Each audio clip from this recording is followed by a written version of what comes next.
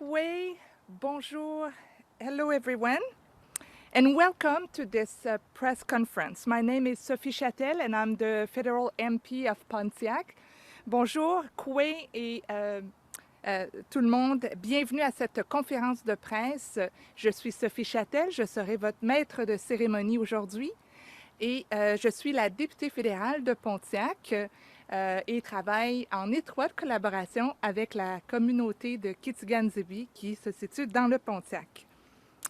I would like to begin with acknowledging that we are on the traditional territory of the Anishinabeg, Algonquin, and the Mohawk nations. Je voudrais tout d'abord commencer par reconnaître que nous sommes ici sur les territoires des communautés Anishinabeg, Algonquin et Mohawk. Merci tout le monde de venir aujourd'hui. Thank you for all being here. I'm very pleased to be here with Minister Steve Guilbeault and with the Algonquin community of Kitigan Zibi. Je tiens donc à vous remercier tous de vous être déplacés aujourd'hui.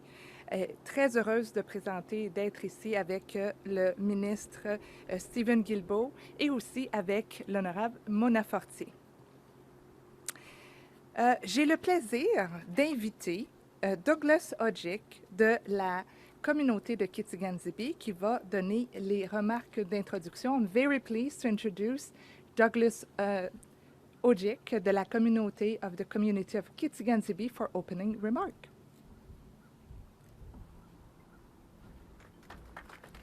Miigwech Sophie, Kwe Kakinaayeg, Doug Odjick, Nindigenous, Kitigan Zibi, Nindonjaba, Pija Shegonje, Anishinabeg Aki.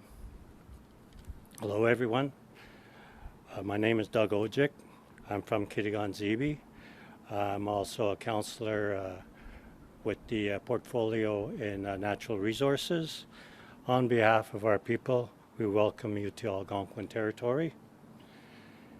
Miigwech, Tanizayeg, Honje Kiji, Bindon, Wazo Yang, Gaye Kiji, Nojimong. Thank you for being here today as we continue to heal, as in reconciliation. Miigwech to Mr. Guilbeault for this important announcement today, and thanks to all for joining us.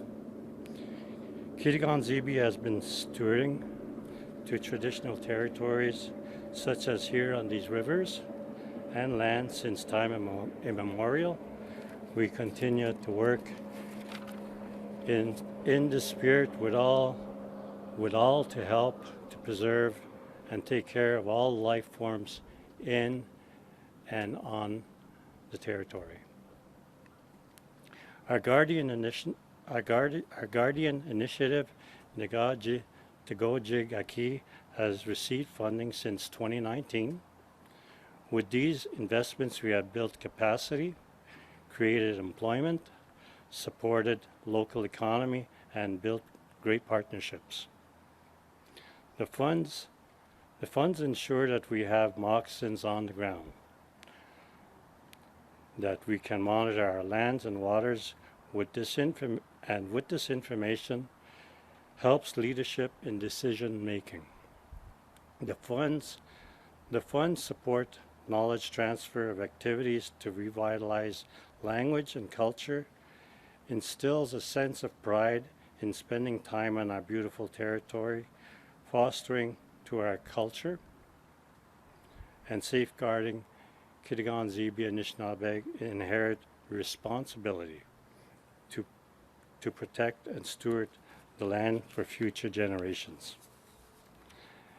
Aspirations to grow Odjick Aki to protect and steward the territory within biodiversity IPCA initiatives needs your help.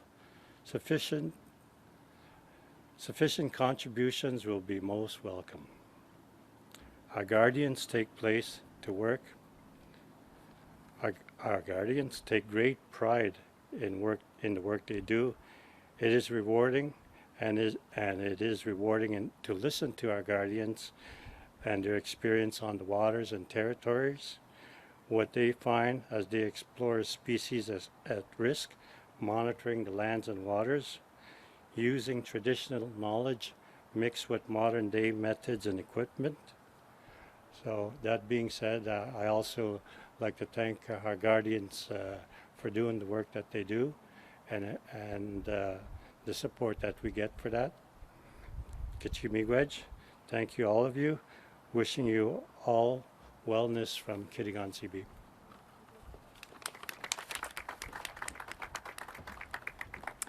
Kuchi Miigwech, dear Doug, very pleased to hear that. Now I would like to invite the Honorable Stephen Guilbeault, Minister of the Environment and Climate Change, to deliver his remark. Maintenant, il me fait grand plaisir d'inviter Stephen Guilbeault, Ministre de l'Environnement et du Changement climatique, à prendre la parole.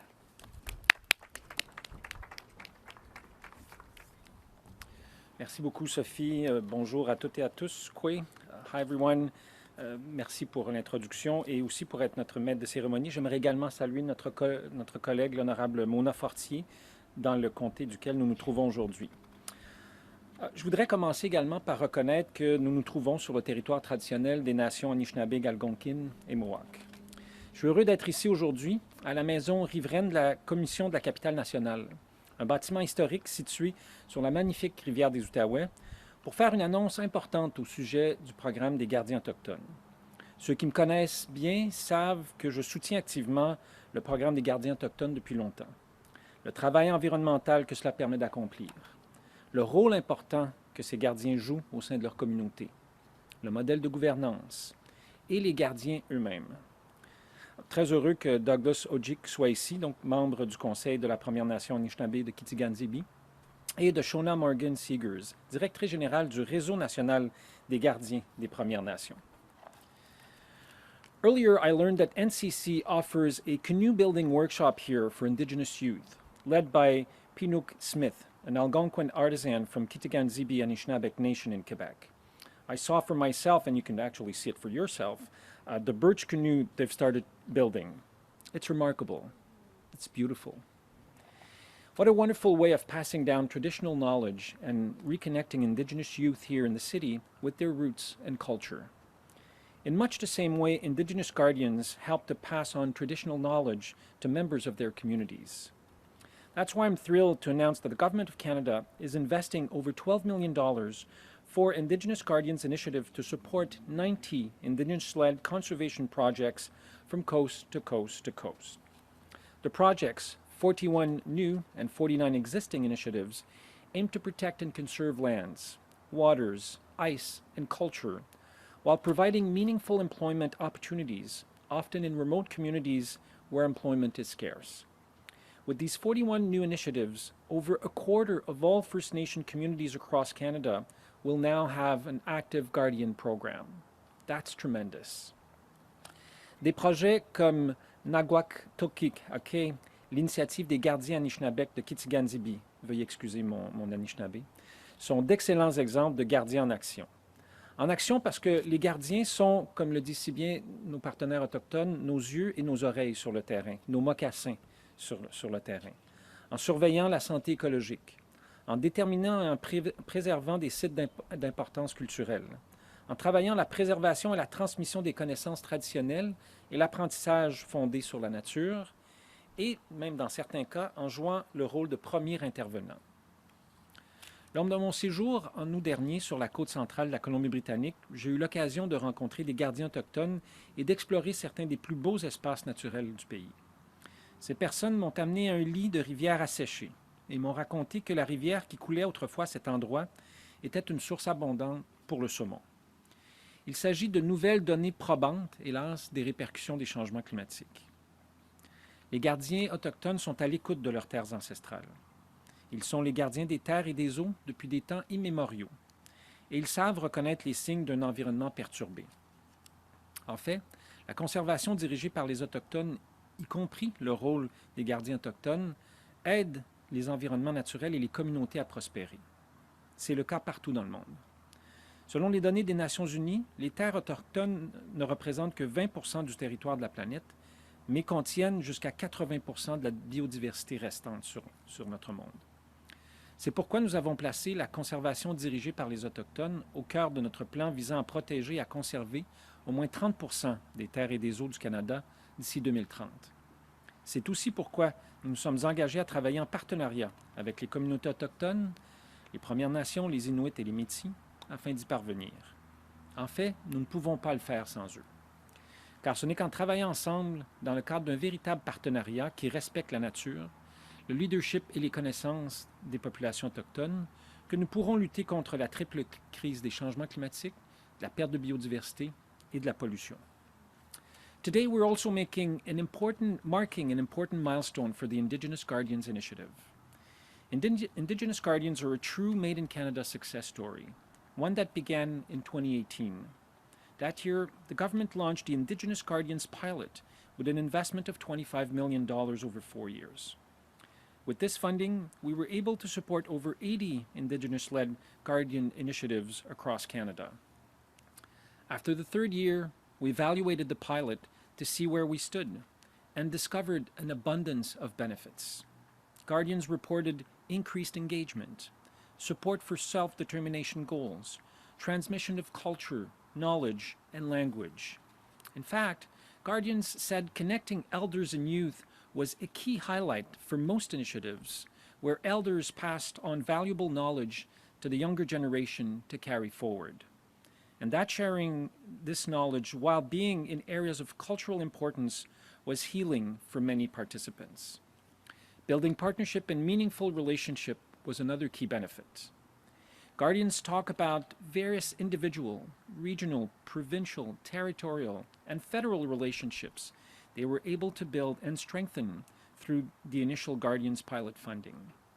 Other benefits included increased access to harvesting areas and traditional foods, the expansion of economic opportunities, a growth in opportunity to uphold and braid Indigenous knowledge with Western science, an improved capacity for the government to move forward on climate mitigation and biodiversity conservation goals. Wow. Given the pilot's success, the government announced in Budget 2021 up to $100 million over 5 years to extend the initiative and support new and existing Indigenous Guardians projects, as well as support the development of Indigenous Guardians networks for First Nations, Inuit, and Métis. And so today, on the eve of the National Day for Truth and Reconciliation, it is my honor and my privilege to share with you that, moving forward, First Nation Guardians will take on the sole responsibility for determining their priorities and deciding which projects receive funding. The government will no longer be involved in those decisions. That governance now belongs to our First Nations partners.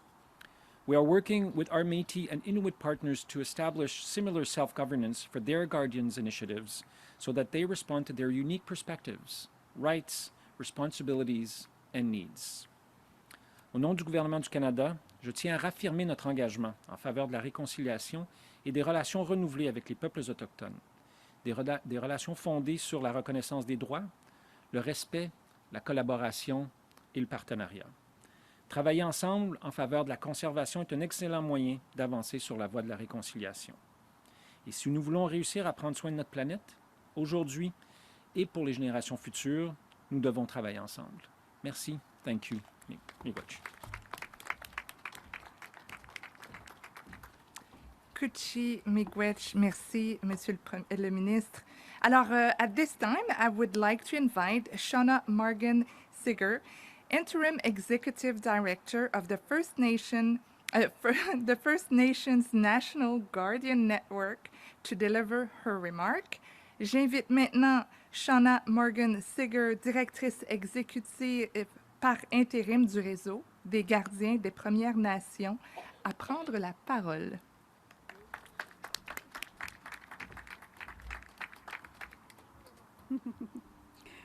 Odjick, bonjour. Anamaki gavitewitang disnegas. My First Nation is Waskaganish Cree Nation, and on the southern shores of James Bay and EUSG, and I just want to give a shout out to everyone in Waskaganish. Miigwech Councillor Odjick for the warm welcome to the unceded territory of the Algonquin and Anishinabeg. Merci, Minister Guilbeault, for this important announcement. And thanks to all of you for joining. I want to acknowledge all of those who have worked tirelessly over the past decade to make this moment possible. The Indigenous Leadership Initiative and its allies, the Assembly of First Nations, past and present members of the First Nations Federal Joint Working Group, and the council members of the First Nations National Guardians Network. Everyone's contributions are greatly appreciated. Most of all, I want to thank the Guardians who are on the ground, working every day to sustain the lands and waters that are keeping us alive. Kichimikwich, Aaron. Your work that follows in the footsteps of your elders and knowledge holders and ancestors inspires us. Residential schools and colonization greatly diminished those relationships, but the roots remained. Today's Guardian programs have grown from those roots, and they're bursting forth. They are reinvigorating our ancestral ways and braiding in the tools of science as we move forward. We need this knowledge now more than ever. We hear all the time about the challenges of climate change and the loss of biodiversity, and these are big challenges, and Guardians can offer solid solutions. Whether they are providing emergency response in the face of wildfires or drawing on Indigenous and Western science to bring caribou back from the brink, Guardians address urgent problems and demonstrate a different way of being in relationship with the land. That's why investments like today's are so important. Not only does it mean that there are more Guardians on the ground, it also means that Canada is increasingly recognizing the leadership and expertise of First Nations in caring for lands and waters. And this recognition has led to these fruitful partnerships. The seed for the First Nations National Guardians Network was planted by Guardians back in 2014, and it has grown then. It has grown from 30 programs to over 160 First Nations Guardian programs today. Now the network has launched, and we are the first Indigenous-led national stewardship network in the world. And it is our mission to support and connect Guardians. The Government of Canada has supported this network and continues to make space for its leadership. Starting in 2024, the network will take up the responsibility of distributing funds to First Nation initiatives, and we invite Guardian coordinators to go to our website, rng-ngn.ca, which we are launching today to get ready for this next call. This is a significant passing of the torch and a critical shift in decision-making authority, and it is a model for other nation-to-nation partnerships. As we grapple with the country's painful history, concrete actions like respecting and supporting Guardians help us move forward together. In working with Guardians for over a decade, finally arriving at this moment fills me with optimism. Guardians exude pride from caring for the earth, reinvigorating their languages, and passing along Indigenous laws and values to young people. Guardians inspire hope in their nations amongst the youth who want to grow up to be Guardians, and amongst the elders who are thrilled to be passing on their knowledge to the hands of those who choose to devote their lives to caring for the lands and waters. Knowing that the Guardians movement is growing can make us feel good about our shared future. And let's commit to keep it growing until every First Nation in Canada that wants a Guardians program has one. Chimigwech.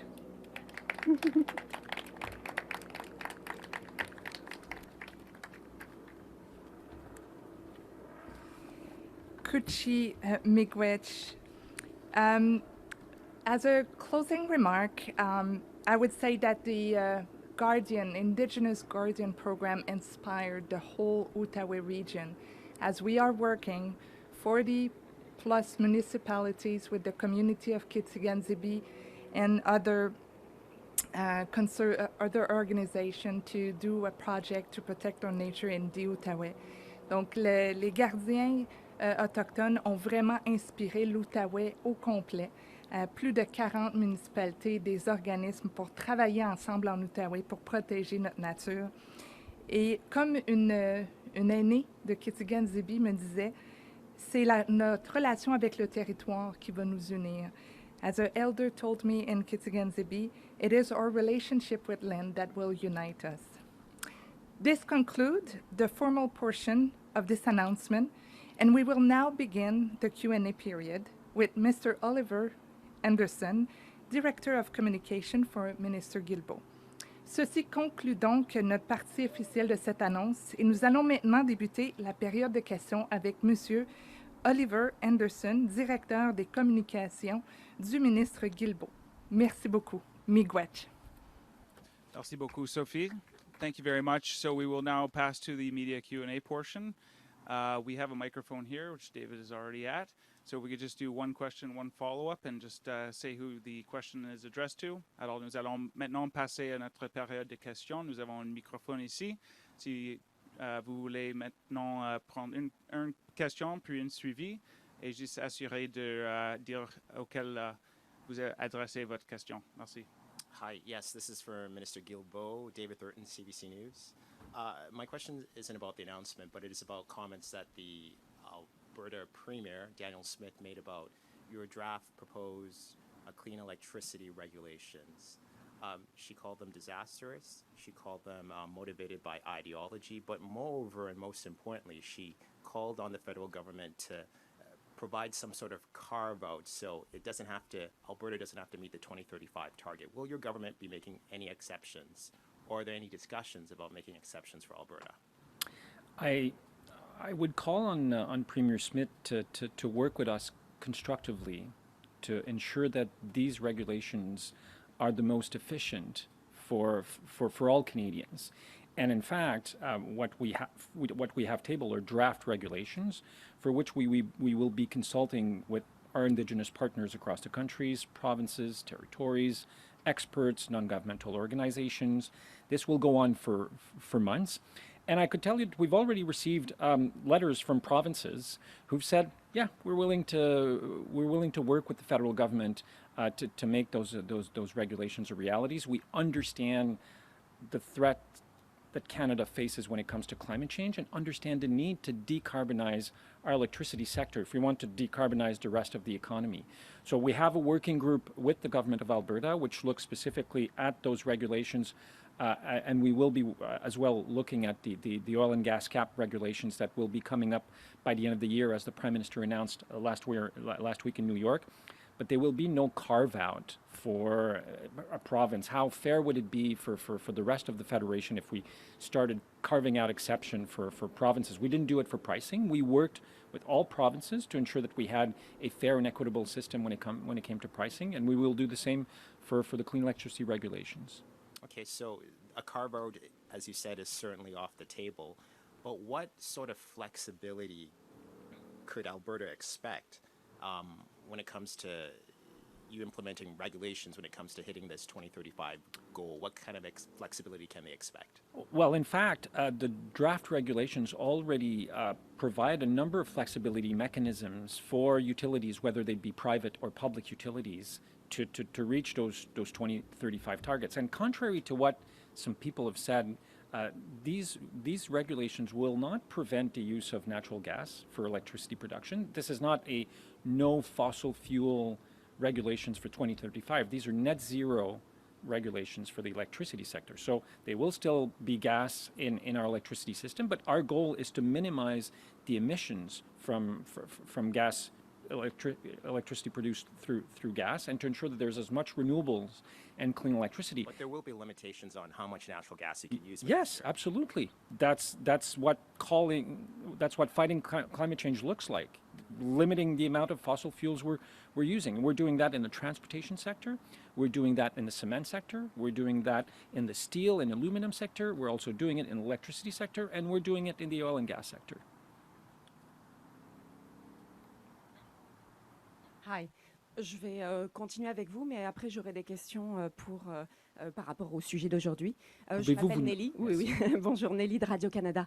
Moi, j'aurais juste une question par rapport à l'annonce qui avait été faite hier. On a beaucoup d'inquiétudes par rapport au fait que peut-être que la nouvelle entreprise qui arrive pour ces batteries-là ne vont pas avoir besoin de passer un BAP. Je voulais savoir, est-ce qu'on a une réponse est-ce qu'on a une certitude qu'il y aura bien des études, toutes les études environnementales qui seront posées avant de s'engager là-dedans? D'abord, le Bureau d'audience publique sur l'environnement est un processus issu du gouvernement du Québec. Donc, ce n'est pas au gouvernement fédéral de déterminer. Nous avons... Vous avez mis de l'argent là-dessus aussi. Donc, qu'est-ce que vous pouvez avancer? Qu'est-ce que vous pouvez dire là-dessus? Je le répète, donc le Québec a son propre système d'évaluation d'impact. Nous avons également le nôtre. Ce que nous essayons de faire autant que possible, c'est ne pas dupliquer les évaluations environnementales de façon à ne pas alourdir le processus d'évaluation. Donc, il y a un certain nombre de critères qui doivent être rencontrés pour qu'une évaluation fédérale soit mise de l'avant. Nous allons étudier si le projet doit ou non passer à travers le prisme d'une évaluation fédérale. Le gouvernement du Québec suivra ses propres processus. D'accord. Aujourd'hui, on fait une belle annonce, effectivement, mais on sait aussi que cet été, la communauté, de manière générale, les communautés autochtones se sont battues, notamment vis-à-vis de Shark River, par rapport au nucléaire. Ont expliqué qu'ils n'étaient pas contre, qu'ils n'avaient pas été suffisamment entendus. Et on a un peu l'impression que c'est paradoxal aujourd'hui. On fait des choses bonnes, mais en attendant, est-ce que c'est pas juste une façade? Pardon de le dire aussi ouvertement. On n'est pas en train de faire un peu... du greenwashing, là, de dire, OK, c'est bon, on a été gentil, puis regardez, on vous laisse la possibilité, puis en fait, derrière, on va quand même faire ce qu'on veut pour l'exemple du nucléaire. Je suis en profond désaccord avec la caractérisation que vous venez de faire de cette annonce. Comme Shaunna le dit, c'est le seul modèle qui existe au monde de conservation piloté par les Autochtones. Et maintenant, ce sont les Autochtones, les Premières Nations, qui vont décider eux-mêmes des projets qui seront financés. Le gouvernement fédéral ne sera même plus impliqué. Notre relation avec les peuples autochtones n'est pas parfaite. Alors, si vous cherchez la perfection, hélas, j'ai bien peur qu'on ne la trouve pas sur ce bon monde, que ce soit des relations entre le gouvernement fédéral et les Autochtones ou l'ensemble de la population canadienne, la perfection n'existe pas. Nous travaillons très fort pour améliorer le plus possible, mais nous avons des différends. Comme nous avons des différends entre nous à tous les jours, je ne crois pas que cela vienne nier et éliminer tous les progrès qu'on fait ailleurs. Au fédéral, maintenant, pour tous les nouveaux projets de parcs ou d'aires de conservation, les Autochtones doivent être à la table, que ce soit un projet de parc urbain, que ce soit un projet de grand parc national dans le Nord. Nous faisons de plus en plus tous nos projets d'évaluation d'impact avec les peuples autochtones. Je vous invite à retourner 7 ou 8 ans ou 10 ans dans le passé. Il n'y a rien de tout ça qui ne se faisait au Canada. Merci beaucoup. Maybe I have just one question for Shaunna. Yeah, Shaunna. Hi, my name is Nelly. I work for Radio-Canada. Zibi. Oh, there you go. Sorry, it was a little bit long. Can you just explain to us what does it mean to be a protector, a guardian? And with this announcement today, what will you be able to do more now? Thank you for your question. To be a guardian is to continue to be able to practice those traditional ways, to carry on the ancestral ways of knowing and caring for the land, but also to braid in the Western science ways of caring for the land and to know when to use both of those knowledge systems. And that information is crucial for First Nations decision makers, because they're the ones who need to rely on that information to be able to make the decisions about how to move forward on particular issues.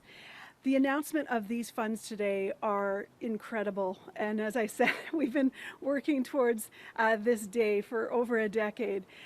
This is going to allow First Nations to move more quickly, to get the funding to the Guardians in a timely fashion so that they'll be able to monitor the spring freshet when the snows are melting, and to be able to continue to have boots on the ground throughout the year. The current model of funding has been a challenge for us because the Guardians Fund is rolled up in so many other funds that the federal government makes, and so it takes time to move through all of those processes. And so that means that the funding gets announced later. With the announcement of the First Nations National Guardian Network, the federal government will be able to flow money to the network more easily, and then we will be able to distribute it to the First Nations in that timely fashion. And it is our hope that one day we will be able to create an opportunity for other federal departments, territorial and provincial governments, and other funders to be able to flow money to Guardians to support this important work for them. And as I said earlier, to continue to the point where all First Nations that want Guardians programs will be able to have Guardians programs. Thank you. Thank you. Miigwech. Thank you, merci. Are there any other questions here? Okay, great. So we will now move to a quick photo opportunity, I think, here, and then we will be moving inside where the birch bark canoe is being built, and we're going to do another photo up there. Alors maintenant, on va juste passer par une photo ici, et on va après aller où le canoe est en train d'être bâti à l'intérieur de l'édifice. Thank you. Thank you very much.